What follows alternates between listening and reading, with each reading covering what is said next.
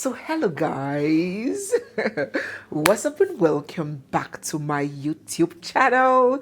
It's me, your girl barrister Neze, and this is Nezeville. So in our last video, we covered the multi-million-dollar wedding of fashion entrepreneur Temi Otedola and her sugar boo, business mogul and singer Mr. Easy. We detailed their background, how they met, their luxurious billionaire wedding that took place across 3 different continents, and we're all wearing our. You know, there are levels to these things.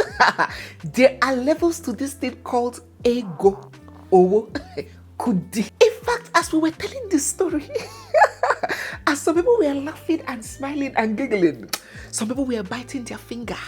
They were like Barrister Neze. Some people just come this life to enjoy. Why some others, they just escort others come this life. Jehovah Shabbat, do not make me an escort. I mean, both houses where the traditional wedding held were bought because that wedding was coming up. So while some people point and kill fish, some people point and acquire building and houses and estates. So we saw this beautiful house where we had the engagement. And Temi said to me, Papa, you know, I can have an engagement ceremony in this house. Why didn't you buy it? So I got home. I slept over it. I said, I'm going to spend all this money on this house? Something else struck me that, come on, Femi, you know what? Money you don't spend is not yours. Life is for the living. So I called up the agent. I said, okay, I'll buy the house. So I bought it. 8 months ago, on the same street, the agent called me again that there was another house they just completed. I wanted to look at it. I said, why not? So when I looked at it, it's a beautiful house, but I have a house, of course.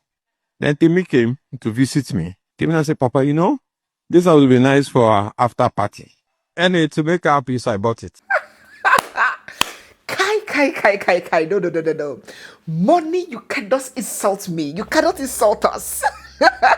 After all, we can see with our 2 eyes. We can breathe with our 2 nostrils. We can walk with our 2 legs. What more in life are we looking for? No. I am not crying. It is my neighbor that is cutting onions. Anyways, the wedding was surely a blast and a success. But just like every and any other thing that makes it out on social media, opinions, views, assessments, ideas, perceptions will always come bearing controversy. So, in today's video, let us address these controversies that emerged from this wedding. Quick reminder. So if you're new here, you're coming across our channel for the first time, or you're seeing my face for the first time, or if you're one of those who would have been sneaking inside here watching without subscribing, I have blocked you. You're not going to see these videos again. If you don't subscribe, so don't forget guys to hit the subscribe button. As soon as you come in, you give the video a big thumbs up and you drop your thoughts and your comments down below as we proceed. The first controversy that emerged was, should I call it, comparisons? Yes, there were plenty of that. You see, a lot of these celebrity beefs and wahala that we are experiencing today, or that have arisen in the past, were not born out of these people hating each other per se. Sometimes most of these enmity were coined and foiled by fans, supporters, and online stakeholders who go around pitching people against their counterparts. Genevieve is finer than Omotola. Omoni Oboni's movies are better than Ruth Kadiri's. Davido is bigger than Whiskey. That is how the fans start all this wahala. And this wedding was no exception. Before we could finish enjoying and absorbing all of this beautiful scenery from the wedding, the attention and the arguments became which of these weddings was better than the other. It became a fight of the big 3. JP 2025, Chivido 2025, and Temi 2025. And I was just like, people of the world, what can ever be done to please you guys? That was how internet in-laws even the ones that rented wedding gown. Even the ones that had to wait until after wedding day to gather the money they sprayed them to complete payment of the hall, they started. I don't like Davido's 3.6 $1 million wedding. No. Priscilla Ojo's cake was too big for my liking. Temi Otedola, 3 continents. No. That's a bit too exhausting for me. Oh, no. Who dash us audacity for internet, oh? Where are you going to pick this audacity? Tell me, let me go and buy. It's just like you inside bus, passing through a highbrow estate, a highbrow neighborhood, and you're in your bus, judging and analyzing and appraising. Passing judgment. I don't like that pool. No. It's too deep. That roof, the finishing, it should have been like this, not like this. That one is a bit old-fashioned. And that Rolls Royce, it is too ugly. I prefer a Ferrari or Lamborghini. While your phone is running on borrowed data, and you and your landlord are fighting every day. That is exactly what we have been seeing on social media when it comes to these 3 weddings. But let us not lose our steez and our composure. In the court of social media, everybody is equal. After all, in real life courts, many of the judges are not half as rich as the cases of the people that they judge. So, in the court of social media, we are at liberty to pass judgment on things that we cannot afford. So, my dear brothers and sisters, don't mind me. Feel free down in the comment section and let us know which of these 3 weddings it was for you. Are you team Chivido wedding? Are you team JP did it for me? Or are you team Temi Easy? Share your thoughts down in the comment section, Jerry. Opinions are free.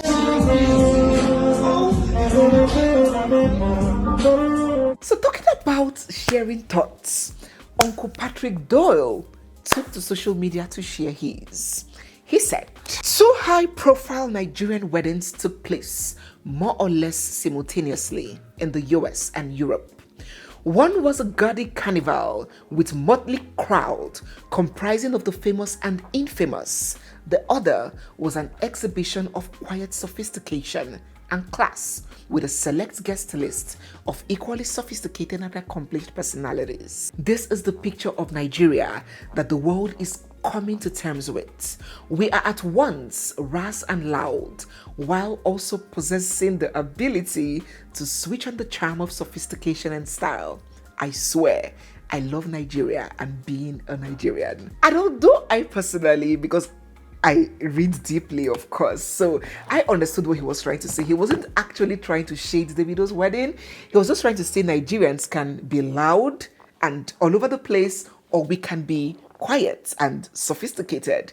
We come in several species, right? He was just trying to elucidate the dynamic personalities of Nigerians. But a lot of youngies and Gen Zs on social media didn't understand where he was coming from. They thought that he was taking a shade at Davido and insulting him for being loud and all over the place. And so they took a swipe on him. They were like, Uncle Patrick, what is the matter?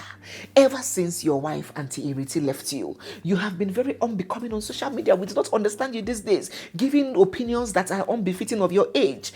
Take a rest, grandpa. So that brought Mr. Patrick Doyle under the bus on social media and caused some kind of controversy over there. But anyways, before we move on to the next point, let us know down in the comment section, are you team? There is no need to compare them. They were 3 beautiful weddings, showing the personalities of the celebrant. Everybody does not need to be quiet and everybody does not need to be loud. To each their own, let them do what pleases them. Or are you team, I have a right to my opinion, my choices and my preferences. And for me, it is team Chivido or team JP or team Temi Easy. Let us know all of that down in the comments section. So as you drop your thoughts on that one, let us move on to the next food, the next offer for thoughts. As we were busy celebrating the newlyweds, so some Tatafo people, you know them now. In every wedding, in every event, in every ceremony, there are those ones that will always come up with hidden talk and hidden agenda. They were like, rich man privilege is really a thing. What money cannot do does not exist. That is why if na poor man pikin, they go call him aggressive. But if na rich man pikin do the same thing, they will tell me to melt down. Melt it down. But if na poor man pikin, he is an aggressive child. If na poor man fat, they go call him morobo. But if na rich man fat, they go call him biggie. If na poor woman, they display bad character, they go say they no train her well. She has bad character. But if it's a rich woman, it is horoscope. Can you see what we're talking about? The same thing applied to this wedding, you know. They were like, Temi and Mr. Easy dated for 5 whole years. Both of them were of age. Both of them were financially stable. But they dated for 5 whole years. After such very long dating period, you would think that immediately after engagement, they would get married. But they stayed again 3 years after engagement before they got married. Relationship, don't they knock 9 years old? These people were like, if it was Kazim, the vulcanizer, that did this kind of thing, they would have said this is red flag, oh. But now, it don't turn white flag. They were like, you see what we're talking about? So to this set of people, they were like 9 years, almost 9 years of dating period. What exactly is going on? Is that really normal? That sounds a bit strange. While some people were like, hey, please, it doesn't matter. People can date for 1 year and get married the next year. Some people can date for 10 years. There are no rules to these things. So let us know what you think about this down in the comment section, generally speaking. Not just talking about Mr. Easy and Temi dating for almost, or being together for almost a decade. Do you think it's such a long courtship period, or do you think that there is absolutely nothing wrong with it? And if you have that experience of having a very long dating or courtship period and you're married now, let us know down in the comment section what that was like for you. Let us move to the third and perhaps the most controversial of issues that arose in this wedding. Now, the next major issue that became a source of debate and deliberation in this 10 easy wedding of 2025 was the almighty daddy's speech. During the white wedding reception, the chief patriarch of the house was introduced and he mounted the stage. First, he began by acknowledging Mr. Easy's late mom, which was very sweet. Mrs. Ifeoma Akibade, may her gentle soul continue to rest in peace. God knows best. And then he went ahead to praise and appreciate his wife, Nana, for holding the house down and raising his kids for him while he was up and down, jumping from place to place, trying to make money and fend for the family. And that was indeed chocolate sweet, because a lot of men, especially men from that era, even so many men these days, believe that it is just a walk in the park, like you're doing nothing. I go out and I make money, I'm hustling, I'm suffering while you're at home doing nothing. So many people, many men trivialize the sacrifices and the effort and the energy that it takes to stay back home and raise children, especially little children. Unpopular opinion, it might even be more hectic and worse than going out there to make money, but that's not what we're talking about. So it was really sweet to see Mr. Femi acknowledge his wife and not just appreciate her in words, but always in actions. He has always been that family man, always all about his wife and children and caring for them and, just being there for them. And his appreciation is very well founded, because if you look at Temi and her siblings, they have this level-headedness, decency, they act and behave like children that were well-groomed, with values, with decorum, and all these virtues do not come by chance. They were instilled. So it's a beautiful thing that he's a man that always acknowledges the efforts of his wife, and he's such a family-oriented man. So many men with the level of his affluence, oh my God, they would end up repaying you with pain, betrayal, polygamy, and isimilejiofor, but not prosfemo. So we love and we hailed him for that. I must give credit to Nana, because when we had Temi, I was busy hustling, looking for money to look after them.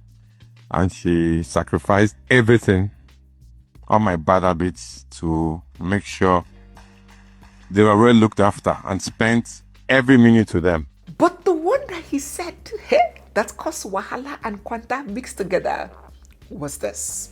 Listen. One thing I'll advise you to me is you have to succumb to the whims and caprices of your husband. Okay? He's your husband, he's your boss. There's no more dad, don't call me up. When this statement, this speech got out, people on social media were like, Inukwa succumb. Daddy, that's word not too strong for the issue on ground.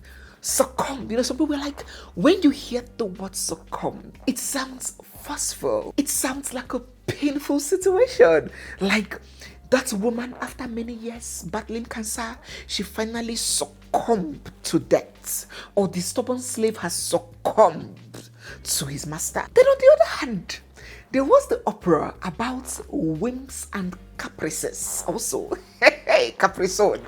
Succumb to the whims and the caprices of your husband, your lord, and your boss. And people of the internet were like, Daddy, hey, all these Shakespearean language and verbs and terminologies used in the medieval times that you are bringing up here, is it really necessary? Which one can be wimps and caprices again? They were like, are there no better ways to couch this and drive your point home? Are there no better words to use?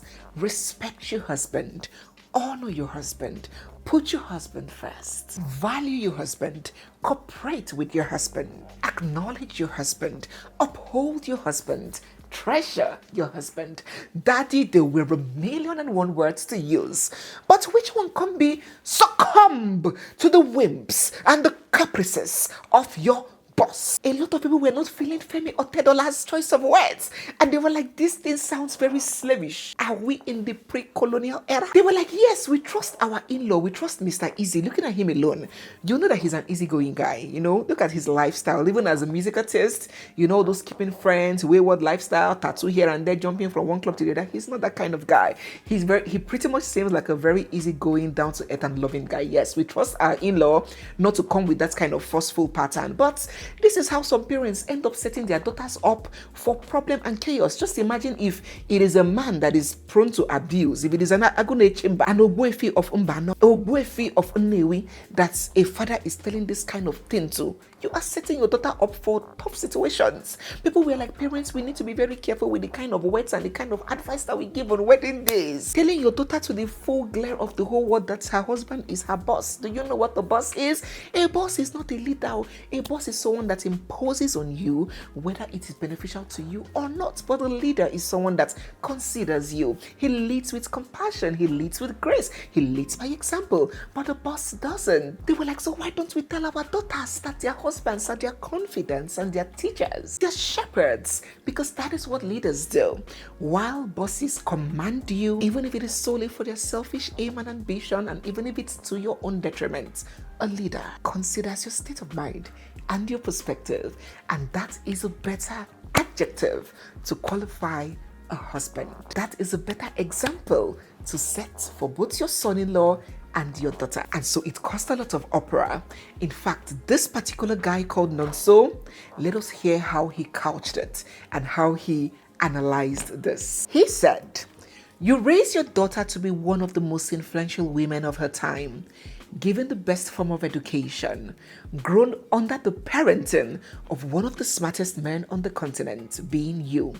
And you tell her all that you've raised her to be counts for dust at the feet of a man. Nonso continued, succumb to the whims and the caprice of your husband is such an insane thing to say. Men, the use of language is too intentional. You raise your daughter to adulthood and you don't trust her to be rational in her relations with her husband, even if it's on few occasions. Mind you, in Otedola's dealings with Mr. Easy, he wouldn't succumb to all Easy would say or want. He would interrogate. He would weigh them against his own reasoning and intelligence and even take his stand. But with his daughter, Mr. Easy is perfect in all wisdom and understanding. He laughed. Mr. Easy is a gentleman, most likely.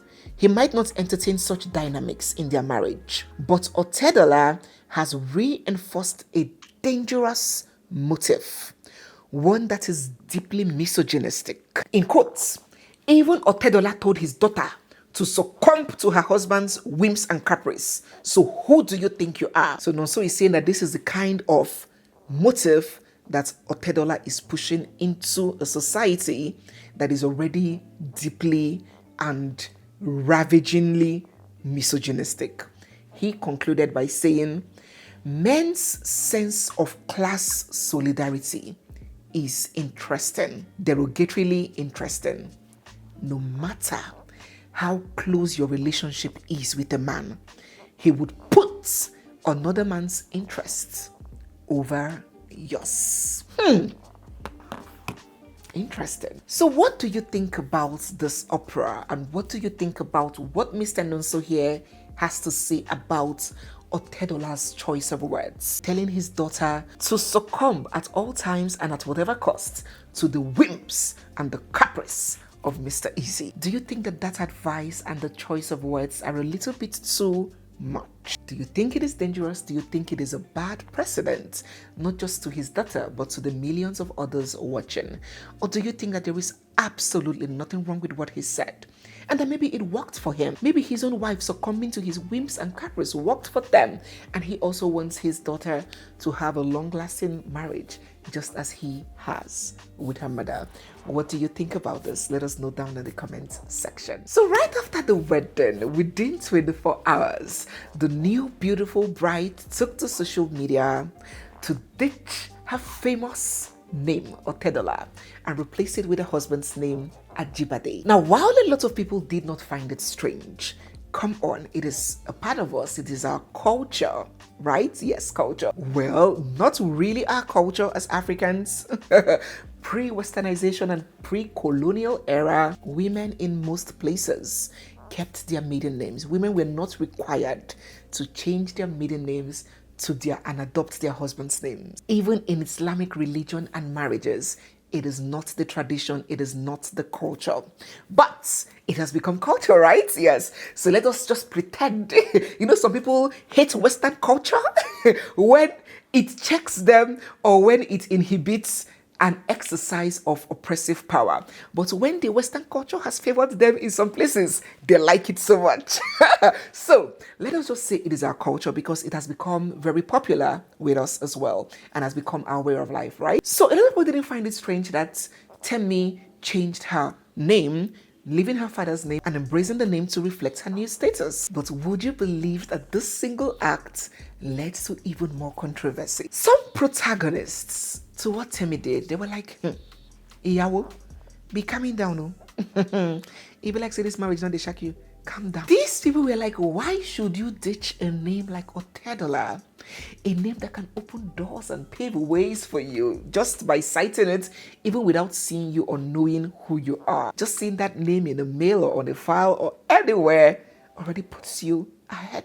They were like, even if you want to embrace your husband's name, you could as well have hyphenated it. Temi Otedola Ajibade. That is not uncommon with women who have strong maiden families or women who have already built a brand around their maiden name, like Ngozi Okonjo-Iweala, Omotola Jaladaya Kende, Kofo Bokno Akerele. What is up with you, baby girl? Now, if you were thinking that the earlier controversy with Femi Otedola and his whims and caprice, if you were thinking that it triggered some men, you got to see how they reacted to this word. Oh my God. They were mad, burning and fuming. Hot smoke was oozing from their ear, their eyes, nose, and every opening in their body. They were like, oh my God. Oh my God, somebody hold me. Temi, the daughter of one of Nigeria's richest men, willingly changed her maiden name and embraced her husband's name. And Adobe marketing GNLD pyramid scheme is crying on social media. Tolani selling okrika on Instagram is complaining, I pour yama on you. No. The Odogus were very upset. They were like, there is absolutely nothing wrong if this girl wants to sever off her maiden links and cling on to her husband fully and wholesomely, while some others kept on insisting that it would have been a wiser choice for her not to give up that powerful maiden name entirely. What do you think about these arguments?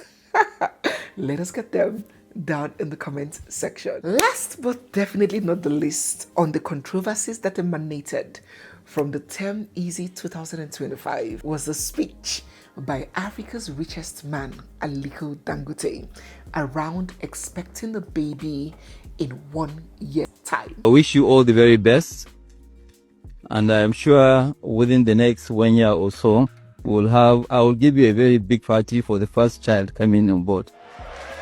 So you have to choose where we are going to celebrate that child, whether it's London, whether it's Iceland. Maybe you come back here, we don't know. Huh? Well, they said Greenland. Are you okay with that? USA. Wherever, maybe Miami. We'll go to Miami and just have fun and celebrate the new baby. Now, some 10, 15, 20 years ago, that would have not raised any controversy. That was a very common saying that happens at weddings. But this era, people are getting more and more sensitive. The era of the Gen X, Gen Y, and Gen Qs. You got to be very careful what you say out there because people can be triggered. So some people were like, oh yes, we understand that Daddy Dangote had good intentions, but this kind of speech is outdated, is redundant, should be avoided. It puts unnecessary pressure on the woman. It puts needless pressure on the couples. You do not know what their history is like. You do not know whether they will struggle with having children, with conception. So when the public in the wedding ceremony starts saying, in 1 year's time, we want you to submit a baby, what if the baby does not come? It can lead to frustration. It can lead to disappointment. It can even lead to embarrassment when you see that person that has given you a target. So these are the people were like, please, daddies and moms, let us be talking to our parents, because some of them do these things out of ignorance. They don't know which of these words have become old-fashioned. Let us be talking to our parents. All those projecting children, projecting the number of children, projecting the timeline when the children will come, let them desist from doing that. What are your thoughts? Do you actually think that these kinds of words that Daddy Dangote said here should not be said again at weddings?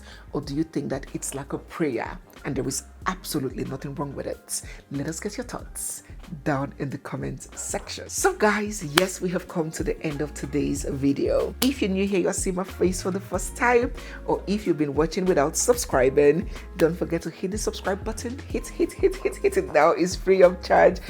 Turn on your bell notification so you can be alerted whenever we have a new video.